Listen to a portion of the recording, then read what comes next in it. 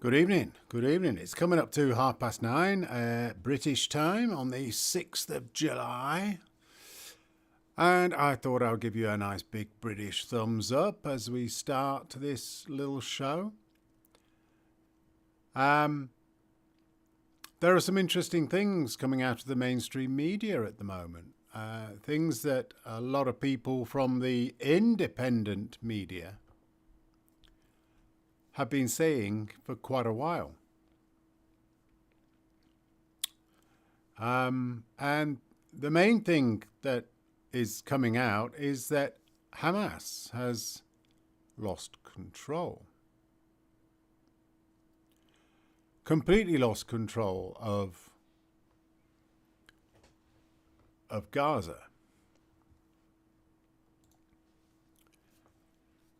What do we see here? 4 hours ago, the British Broadcasting Corporation says Hamas security officer says group has lost control.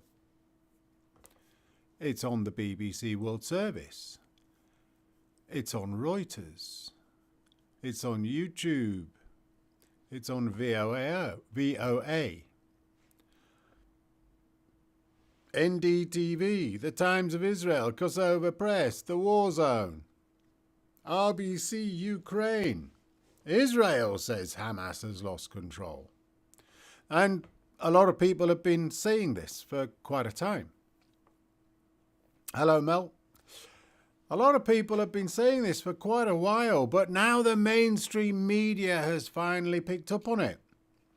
And they're running with it. That doesn't mean it's true, of course. It's the fog of war and all that. But it is interesting that the mainstream media has picked up on it. It took them, at least a couple of years to work out that Russia had basically won in Ukraine, and that was a couple of years ago. And they've just slowly obliterated Ukraine. Or rather obliterated parts of Ukraine and all of the Ukrainian very strong, very good, very brave soldiers. But they were not as strong as the Russians and never were, and were always going to lose. They're still going to lose. They just refuse to accept it. So this has come out, and I thought I would take you through what the Beeb has actually written, which was 3 hours ago or 4 hours ago. Hello, Musa. Now you know I do lives. I occasionally do these. I've been doing these for quite a few years on a different channel, this sort of stuff, but not really on my Mondi Media channel. But the title of this from the Great British Broadcasting Corporation is Hamas security officer says the group has lost control over most of Gaza. What I find really interesting about this photo is that there are a couple of little kids, presumably kids in Gaza. Let's just go down and have a look at the caption. A displaced child plays inside a destroyed vehicle at the Arafat Police Academy in Gaza City. Look at the smile on his face. He's like, hey, let's have some fun. He does not look like a child that is under massive amounts of duress or starving. He actually looks quite clean. So I don't know what the truth is. I mean, it's all the fog of war. But the BBC, the mainstream media, the world's media says Hamas has lost control over most of Gaza. This is by Rushdie Abu-Alouf, Gaza correspondent, unfortunately reporting from Cairo. So we have to take that into account as well. This person is reporting from presumably information that is supplied by somebody else. How true is it? But this has been pushed forward for quite a while. Quite a while. A senior officer in Hamas's security forces has told the Beeb the Palestinian armed group has lost about 80% of its control over the Gaza Strip and that armed clans are filling the void. Now, Tusi TV has been talking about this for the last couple of weeks, that Hamas is annihilated, essentially, as well. And it has taken a while for the mainstream media to actually come up with this. So the Lieutenant Colonel said Hamas's command and control system had collapsed due to months of Israeli strikes that have devastated the group's political, military and security leadership. This officer was wounded in the first week of the war, which began after the Hamas-led attack on Israel on 7th October 2023, and has since stepped away from his duties for health reasons. He shared several voice messages with the Beeb on condition of anonymity. So,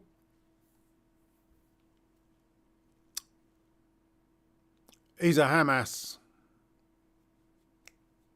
fighter, shall we say. Terrorist, some others would say. I would say. Let's just say he's a fighter. But he got wounded in the first week after 7th of October. Presumably, being a lieutenant colonel, he knew what was going to happen. I didn't know that Hamas had structures which used our sort of British colonial terminology, lieutenant colonel. They probably say lieutenant colonel, or they don't say that at all. It's in Arabic, so it would be something else. But we possibly need to take this actual report with a little pinch of salt. But there is some interesting stuff within this whole article from the Beeb.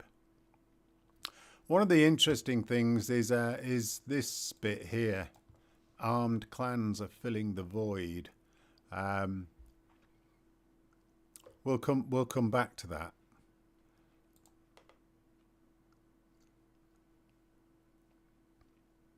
And what the Musa says there, the clans still hate Israel though, so not exactly friendly neighbours. That's the bit that I want to get back to, because that's the question. That's the key question. So in the messages, the officer painted a picture of Hamas's internal disintegration. Disintegration. Listen to the words that they're using in here. And the near total collapse of security across Gaza, which the group governed before the conflict. I'll let that slide.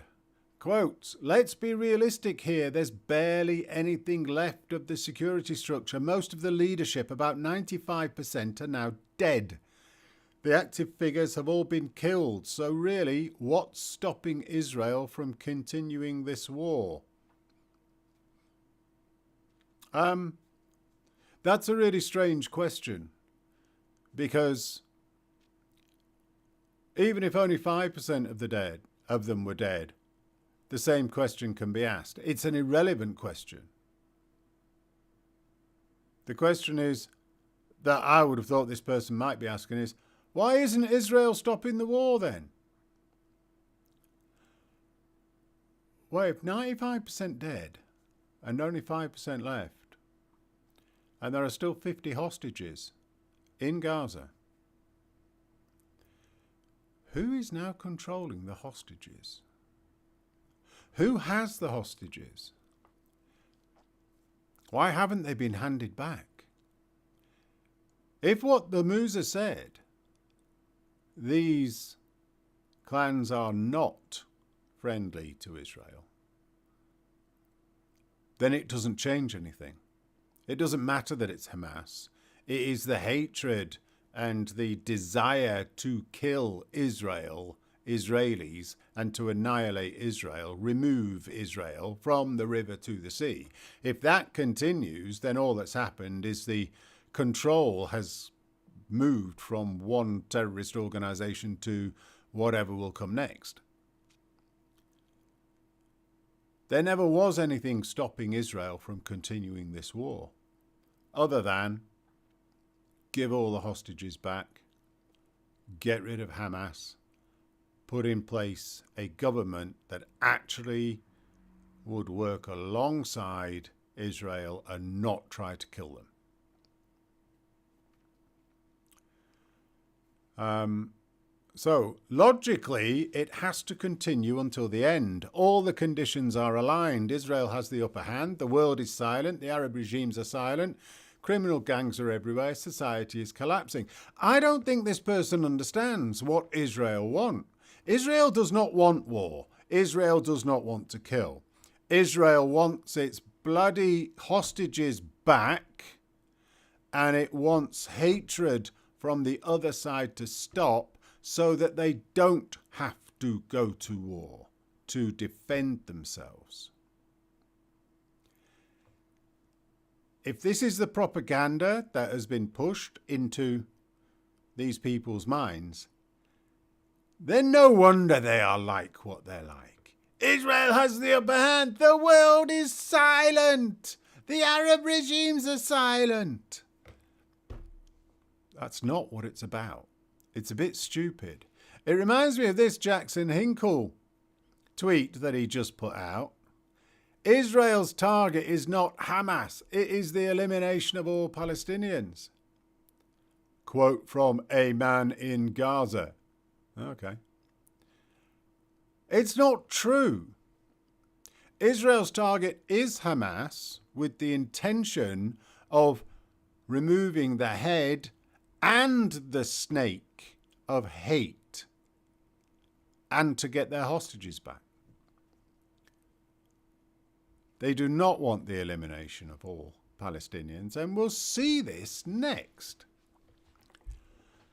Last September, Israel's then Defence Minister declared that Hamas as a military formation no longer exists. So they've been saying it since last September, which is now 9 months, 10 months later, and that it was engaged in guerrilla warfare. According to the officer, Hamas attempted to regroup during the 57-day ceasefire with Israel earlier this year, reorganising its structures. But since Israel ended the truce in March, it's targeted Hamas's remaining command structures, leaving the group in disarray. This is coming direct from somebody who was part of Hamas, which indicates Israel has been targeting. It's not a genocide. Targeting. Absolutely targeting the command structures, making sure the people that they are going after are those people that need to be removed in Israel's eyes, i.e. Hamas, its command structures, its soldiers, its sneakiness. They do not target innocent civilians. Some might say there aren't any innocent civilians in Gaza. And yet, others say there are. Who else is in the chat? There's Sandy there. Hello, Sandy. Hello, Annie Red. Sandy asked, do you assume any of the remaining hostages are still alive? Israel thinks there's about 20 that are still alive. Out of 50, I think. Whether they are, don't know. About the security situation, let me be clear. It has completely collapsed, totally gone. There is no control anywhere. People, the Gazan people, looted the most powerful Hamas security apparatus, Ansar, the complex which Hamas used to rule Gaza. So that has been obliterated, not necessarily by Israel, but by the general people there. They looted it. They looted everything, the offices, mattresses, even zinc panels, and no one intervened. No police, no security. Hamas is gone. Hamas is dead. The question is, who's there instead? This is a picture of Hamas-run security forces. They went out in uniform during a ceasefire with Israel in January, but then they got rid of their uniforms when they realised that the ceasefire was over. Perfidy. Straight perfidy. Pretending to be civilians. The officers said a consequence of the security vacuum was gangs or armed clans were, in quotes, everywhere. They could stop you, kill you. No one would intervene. Anyone who tried to act on their own, like organising resistance against thieves, was bombed by Israel within half an hour. The security situation is zero. Hamas's control is zero. There's no leadership, no command, no communication. Salaries are delayed, and when they do arrive, they're barely usable. Some die just trying to collect them. It's total collapse. Now the question is this a play? Is this a play to go, okay, Hamas has gone.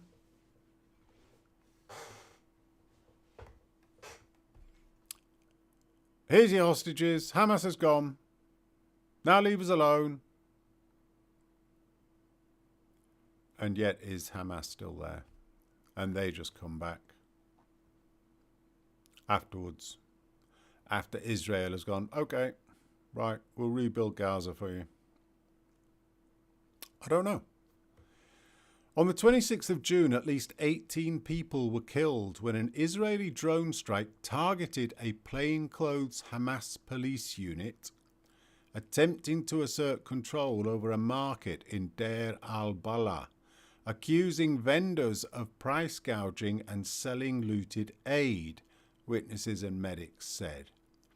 Interesting. Really interesting. So, there was a targeted Israeli drone strike targeting plainclothes Hamas police, in other words, Hamas, who say they were attempting to assert control. What does that mean? Were they shooting people? Accusing vendors of price gouging and selling looted aid? Doesn't that sound like what has been accused of Hamas? Sounds like projection. They don't tell us whether the 18 people killed were the plainclothes Hamas police unit. They don't tell us who killed who. They make it sound like it was all Israel. The Israeli military said it struck, quotes, several armed terrorists belonging to Hamas's internal security forces. Targeting. Absolutely not a genocide. Not willy-nilly dropping bombs on innocent people, women and children. No. Targeting. Just like if this is a true article and 95% or 80%, whichever it is, because the two different numbers are in here, if both are in there, it's still a very high amount, which suggests of those 60,000 dead, if 80% are of the Hamas structures and people have gone, I'd say that's a high number of that 60,000 were actually terrorists. Here we go, emotional picture.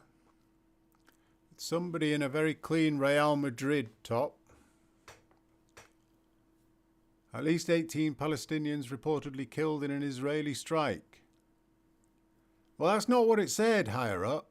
It said at least 18 Palestinians were killed while Israel was doing a strike on the police. See, the words are really nasty. This is typical journalism.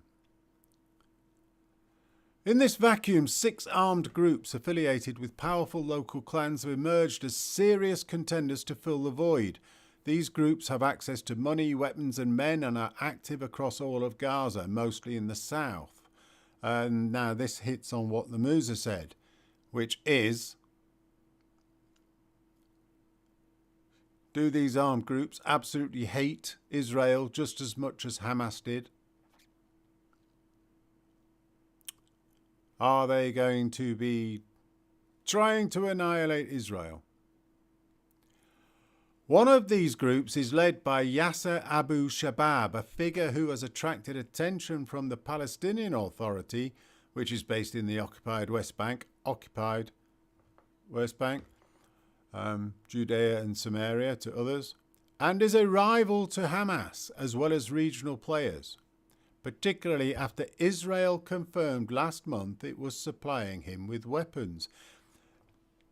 I haven't seen that confirmation. I'm assuming it must be true if the BBC is saying Israel confirmed it last month, but they haven't given a hyperlink to that confirmation that would indicate that they actually did a story on it.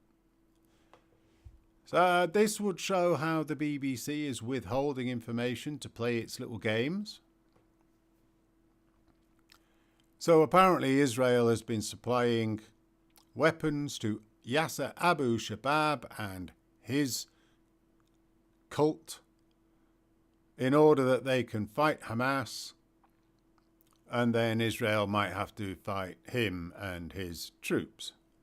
The officer confirmed Hamas had placed a large bounty on Abu Shabab's head, fearing he could become a unifying figure for its many enemies. Hamas would ignore ordinary thieves, people are hungry, and the fighters don't want to provoke more chaos.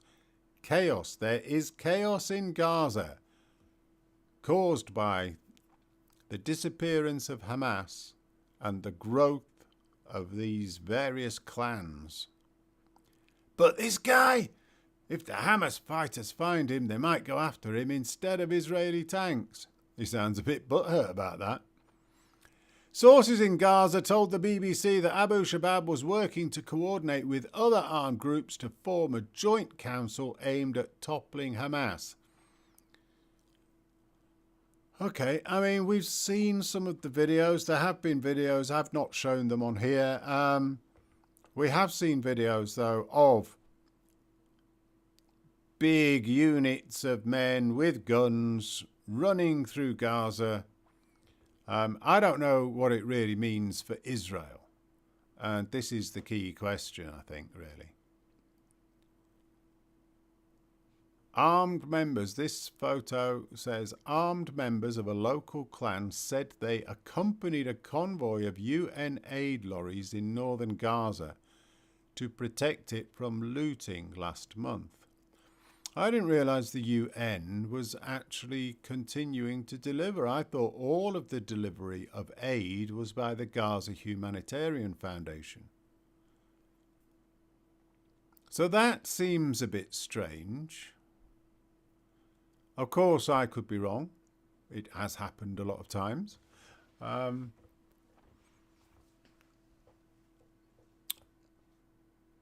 So, yeah. A retired Palestinian security official, so this is clearly somebody else, who was part of the force that cracked down on Hamas's military wing in '96 following a wave of bombings in Israel, said Abu Shabab's network was gaining traction. He's like an orphaned child who everyone will want to adopt if they succeed in undermining Hamas rule, said the official, who now lives in Cairo, alongside the person who wrote this article, which seems to have lots of holes in it, I gotta say. JM says, make Gaza sand again. Is that like a bunker with a lot of grass around it so that Donald Trump can play golf there?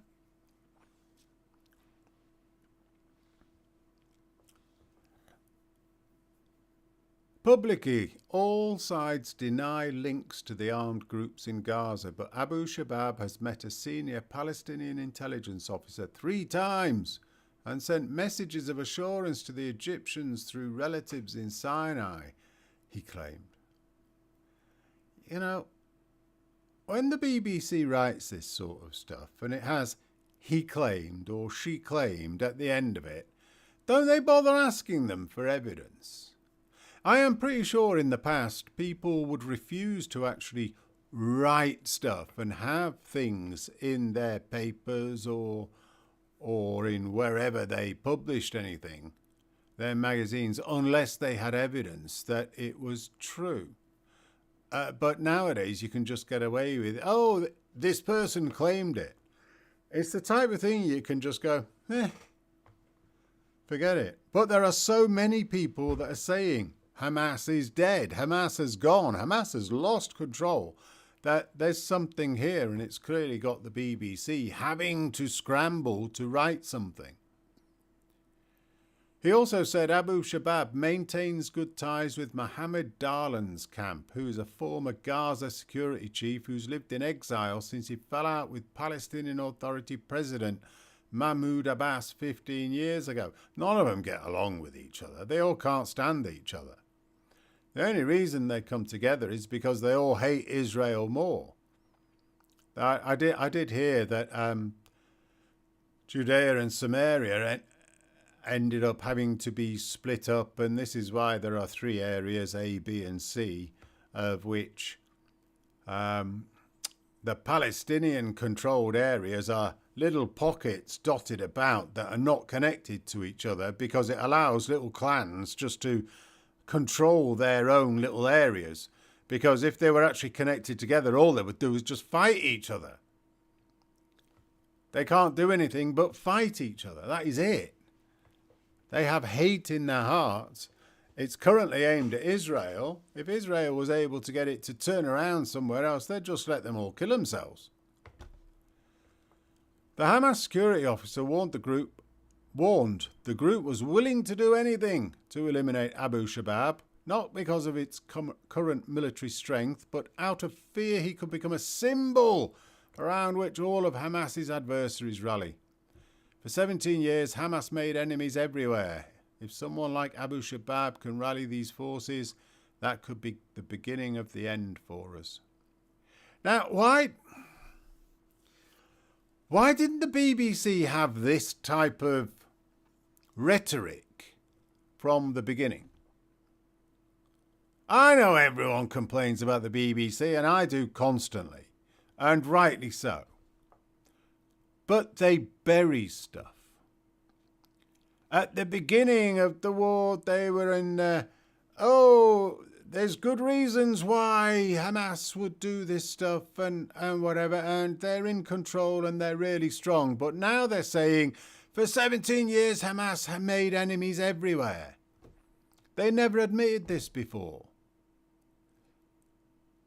It strikes me that the BBC has become completely irrelevant, and the only reason to actually look at it is to go, okay, what are the masses actually being told by the BBC? What kind of propaganda is being given to them? And how is the BBC changing its narrative as time goes on, as the wind blows in a certain direction and they decide they have to change? The last paragraph, as Gaza is plunged further into lawlessness, with entire neighbourhoods descending into gang rule, Hamas finds itself not just under Israeli fire, but increasingly surrounded by rivals from within. So that is the story that is given by the BBC now. Final confirmation. Hamas has lost control over most of Gaza. And if the BBC says it, it must be true, of course. I do have another story to go through. I will give you the Great British thumbs up from the glorious island of Great Britain. And Northern Ireland. Let's call ourselves the UK, hey? It's the United Kingdom flag. I'll include Northern Ireland for once, instead of forgetting about it. So I do have another interesting thing to show. I'm going to show you a video. Not one of my videos, somebody else's videos. I'm going to do a reaction to somebody else's video, rather than just reading some news. But we'll quickly look through the chat. Mel says, no one knows what the truth is really, do we? all we can do is look at as much. Oh, I'm boring myself now. I've been speaking too much this weekend. Apologies. All we can do is look at as much information as possible and try to work it out. Yeah, exactly. Fog of war and all that. And it's like, well, what's the general feeling going on out there? And it's just hit me. It's just hit me as the BBC. I mean, I've always perceived that the way that the BBC runs on this is that they're pretty much pro-Hamas and pro-Palestine, pro-Gaza, whereas the pro-Palestinians say the opposite. They say, no, the BBC is pro-Israel and whatever. But it is interesting to see how they have changed their tune from my perspective.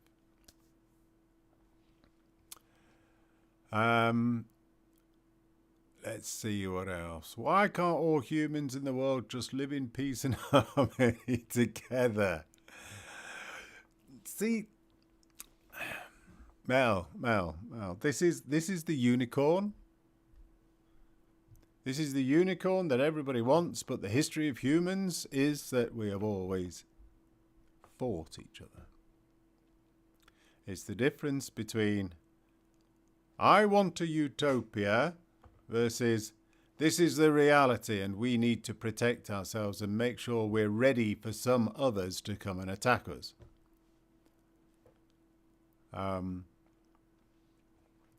So yeah, it's a different world out there. Sandy's lagging. It's an age thing. It's an age thing, you know. Annie Red isn't convinced the hostages are alive.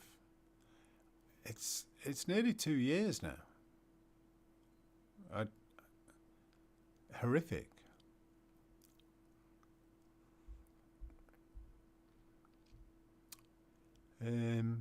Pallywood Photo Studios, typical BBC.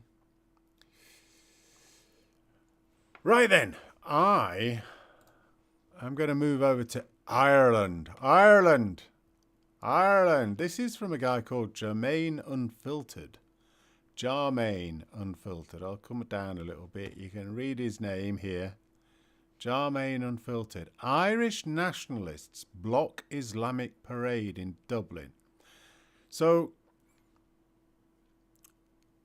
he is reviewing this video and I'm reviewing a review of a video, but it's not just this video that he reviews, and that's the reason why I want to keep his review in, because he adds some other stuff in. Prophet Muhammad, your warlord, has no power here! And whose country is this? So you will not come here and dominate and walk and disrespect us in our churches, in our national monuments! You will respect the Irish people, or we will make you respect us! So what's interesting here is there's a feeling here from the Irish that there's a power play going on. And they're fighting back.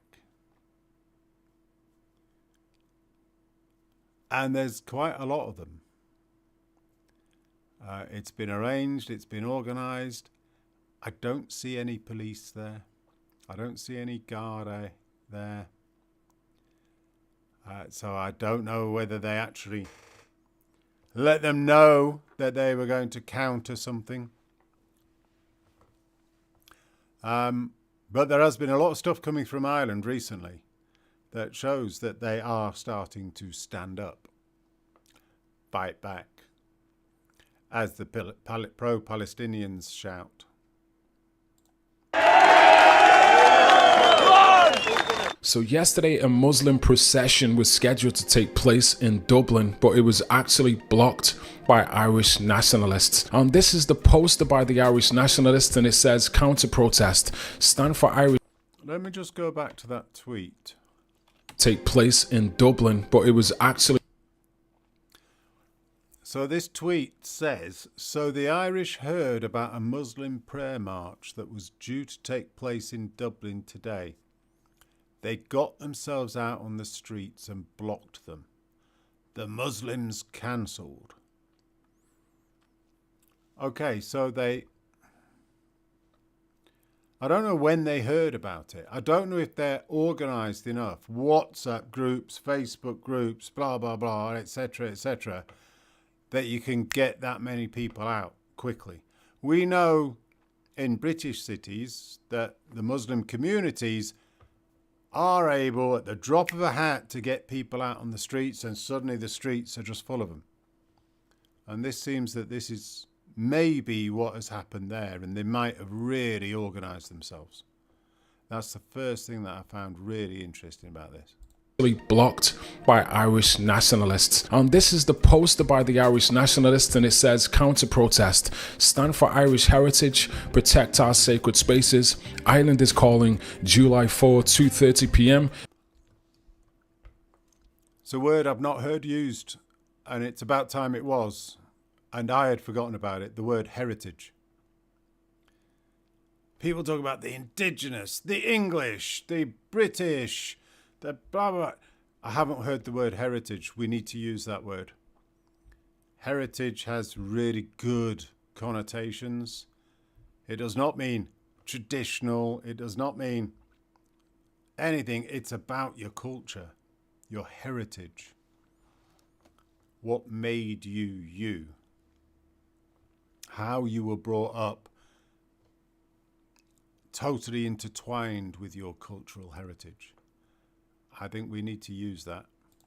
GPO in Dublin. Now, just to give some clarity, the GPO is considered a sacred building in Ireland, and it has historical significance because it was used as the headquarters for the leaders of the Easter Rising in 1916, which was a pivotal part in Irish history for the fight of Irish independence. But despite this, it's been used on many occasions for several different Muslim events recently, and the Irish people are not happy about it. Now, a clip has been released from one of the speeches by one of the Muslim leaders at the event. Susan Delaney quotes the man saying, "This is our country, this is our land. We love Ireland more than any other Irish.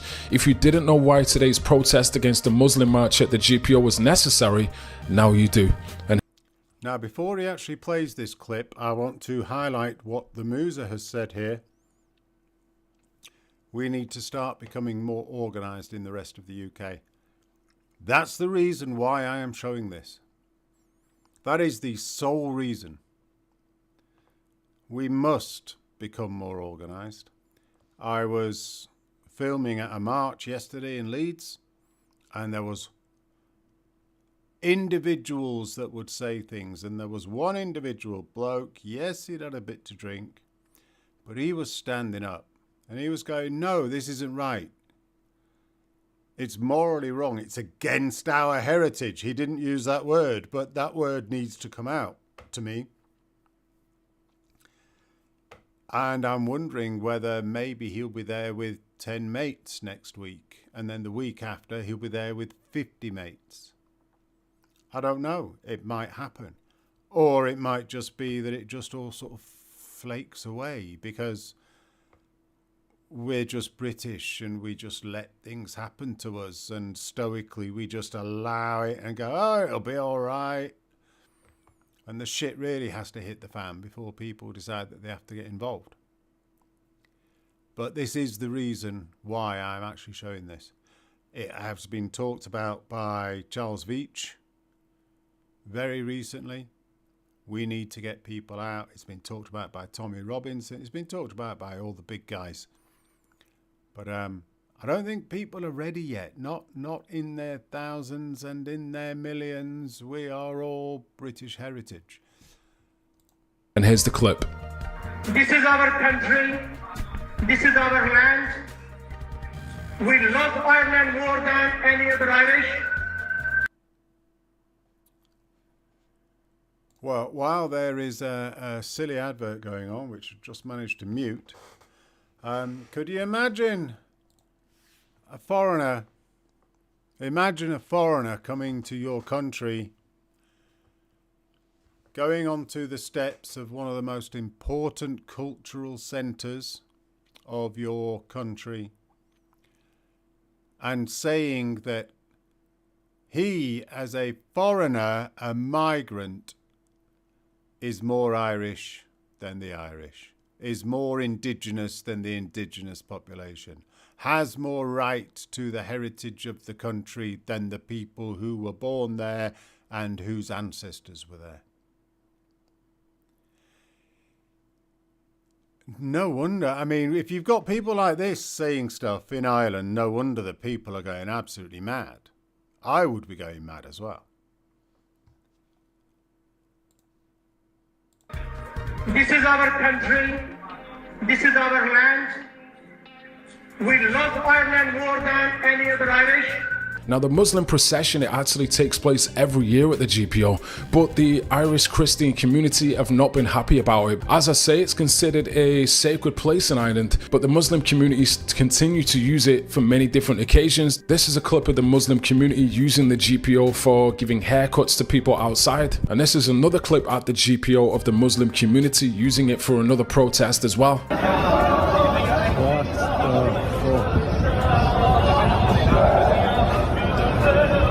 So if you missed it from the beginning of this clip when he was talking about why was the GPO important, the GPO was the place during the 1918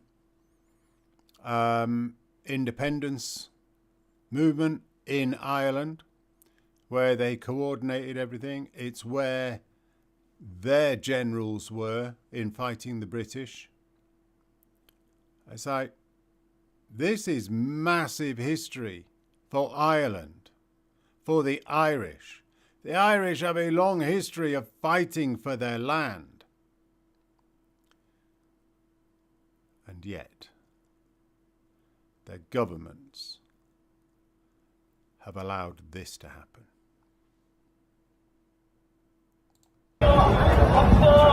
Now, yesterday, the Irish National Party, they decided to block this and they wasn't going to continue to allow this to happen anymore. And the Irish National Party actually stood outside the GPO and blocked the Muslim march from happening, which was considered a win for Irish Christians. We see a human blockade. We don't Now, this was considered a peaceful counter-protest from the Irish Nationalist, and there was about 200 to 300 people there. There was also a couple of hundred people with the Muslim march as well, but there was no violence, there was no fights or anything. And here's some more footage of Irish Nationalists marching down O'Connell Street to block the Muslim march at the GPO.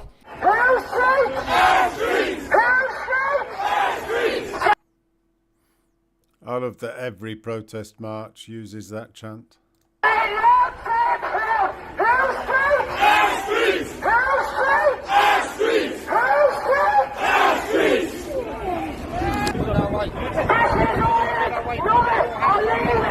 Now, a female Irish nationalist actually made a speech on behalf of the Irish people, and she spoke directly to the Muslim community, and here's what she had to say. Since nearly 2,000 years,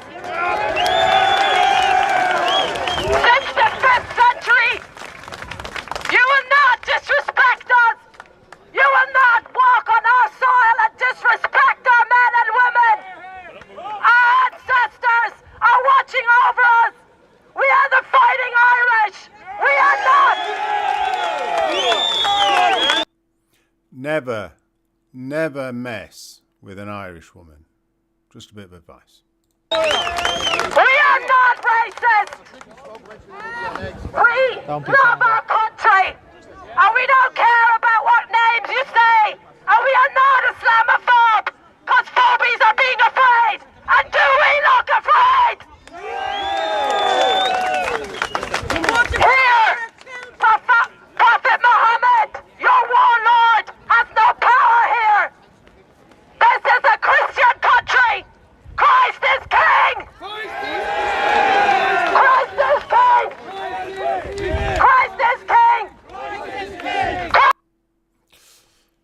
Hello, Tal. Tal says, you've gone completely crazy. Have I? What have I done now? How do you allow protests at the Air Force Base and the police do nothing? Ah, our country's gone crazy. Well, protests are allowed. Standard protests that are just peaceful protests are allowed. What is interesting, that protest at Blackburn on yesterday, was dead. There was no one there. It was irrelevant. And there was nobody countering it, which made it even more irrelevant. They just stood outside the gates, they chanted for a little bit, and then they went home for a cup of tea. I was planning to go to it, but because of the weather, I went, nah, sod that, I'll go to the local one in Leeds. And I'm ever so glad that I did. It turned out, the weather turned out to be absolutely beautiful.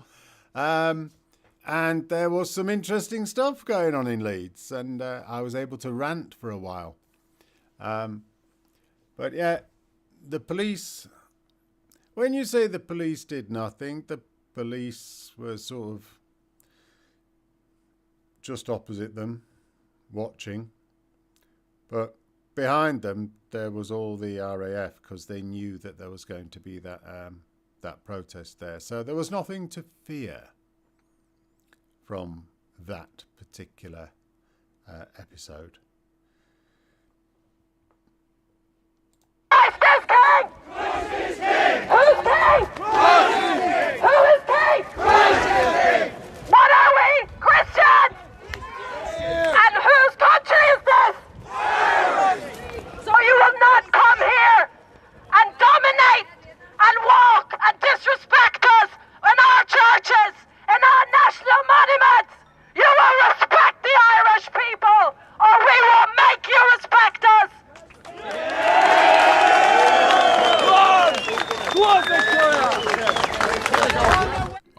This She has got a very strong voice, hasn't she? I'm not convinced she needs the megaphone either.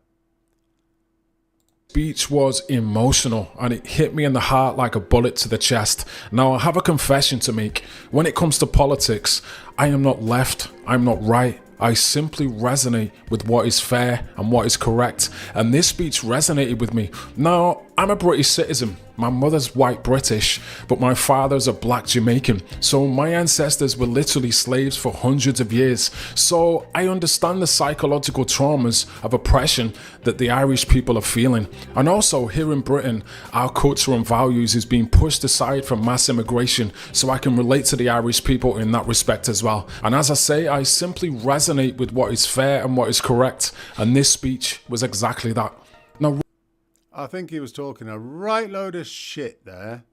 And I'm not even going to bother responding to it, because it was just straight virtue signalling from somebody who has been taught all the way through their life to go, I know what it's like to be a slave. I know what it's like to be oppressed. I know what it's like to be a victim. So I stand up for Ireland.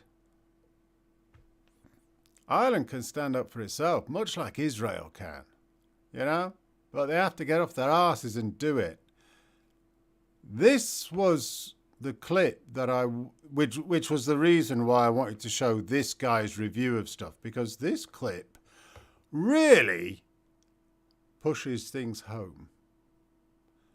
This is a Muslim guy in Ireland, on YouTube or TikTok or Instagram or whatever it's on. And just listen to what this guy says. recently, adding to the tension as well, a controversial video was released by Dr. Umar al-Qadri, who is the leader of the Muslim community in Ireland. Dr. Umar al-Qadri, and he's a leader of the Muslim community. Okay. Now, on his TikTok account, he posted this video regarding Ireland being full and mass immigration in Ireland. And according to him, Ireland is not full, and he urges more immigrants to come into Ireland. Yeah, you're right. Ireland is full of those people that are tearing apart what it truly means to be Irish. Ireland is full of hate mongers that are shouting in the streets, angry at immigrants, while they are tearing apart what it truly means to be Irish. Yes, Ireland is full of too many people spreading hatred, spreading division, all in the name of this beautiful country, Ireland. And yes, Ireland is full of shouting, finger pointing, and overnight experts on immigration after having watched one angry video on Facebook. Yes, Ireland is full of those keyboard warriors, TikTok tough guys who've never volunteered a single day in the community, but now suddenly deeply care about the community. Yes, Ireland is full. It is full of hate mongers, full of angry people that make noise and are angry at immigrants, and full of people waving the Irish tricolour as if it stands for exclusion and racism. Let's be clear. The Irish flag, Irish tricolour, stands for peace, unity and respect, not for bullying people on the streets. And Ireland's population is not full. We are still 2 million people less than 150 years ago. And no, Ireland is not full of immigrants. It is full of people who have forgotten their history. People who scream, "Go home," while forgetting their own ancestors left Ireland to seek refuge in other countries. The truth is, Ireland still has room for compassion, room for justice, and room for people who want to build this nation, not divide. So if you're really worried about Ireland being full, ask yourself, what is Ireland really full of? Full of too many immigrants or too many people twisting Irish pride into prejudice? And yeah, Dr. Umar Al-Khawaja. I'm not going to play that again. I was thinking I'll play it again just so that you really understand what this asshole is saying. He's basically saying that he knows what it's like to be Irish more than the Irish people. He clearly knows nothing about the history of Ireland, the way that they have had to fight for their island, fight for their nation, whether it was against Britain or anywhere else. He clearly doesn't understand the number of white Irish that were taken as slaves into other countries, sold as slaves, and their value was actually less than black people in the countries that they were actually sold into. They were treated appallingly. The idea that white people don't understand slavery, like Jermaine Unfiltered would like to propose, and it's only people of certain dark melanin skinned bodies, of which I am heading towards that with my Mediterranean background. It's like, no, that's history. But you need to remember your history and remember your heritage. That means you fight for your rights and for your country. And this Dr. Umar Al-Qadri wants the Irish to stop fighting for their country and to be taken over. It's pretty damn horrific. And it connects directly to the person that was on the steps at that sacred place in Dublin, of which I can't remember its name anymore. And he was saying the same thing. It's the people of Ireland aren't Irish. Us immigrants are the Irish. We're the ones that know Ireland better than the Irish people. Hey, this is where we're at. This is where we're at. And the question is, where are we going? Are we just going to roll over and allow our countries to be taken over? Or will there be a pushback like there is in Ireland in the UK? Will this type of thing be the type of thing that brings Ireland and the UK together? Or will it suddenly separate us? Ireland will go with Scotland and then it's just England and Wales. Because Northern Ireland or whatever. I don't know. I got a feeling it will bring us together.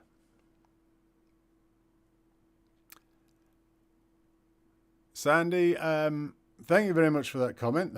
You couldn't have said it better, but I'm sure you could have done, actually. The Musa says, who is he to say what the Ireland flag stands for fuck's sake? But it's not just the Ireland flag, is it? I mean, he did go on to the tricolour. He called it tricolour, which I've never heard anybody say before, which shows how un-Irish he is, despite the fact you can tell that just by looking at him. And he read, spreading division while standing there causing division. Perpetual victimhood. Bash Bates says, as an immigrant myself, I respect the new country I live in. I would never try to piss them off because I'm a respectful English gentleman. Yeah, sort of. I mean, my Spanish background knows that a lot of English people don't treat Spain in that way.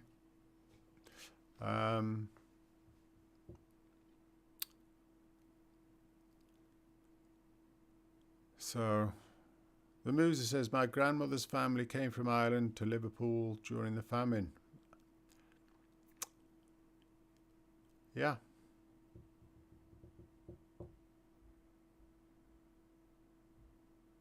When I saw the red hand and the tricolour flying together, I knew they had problems. Sorry, Bash, what's the red hand? I'm not sure I really know that. Is that blood hand that is used by the Islamo-fascists or the lefties or something? I'm not sure.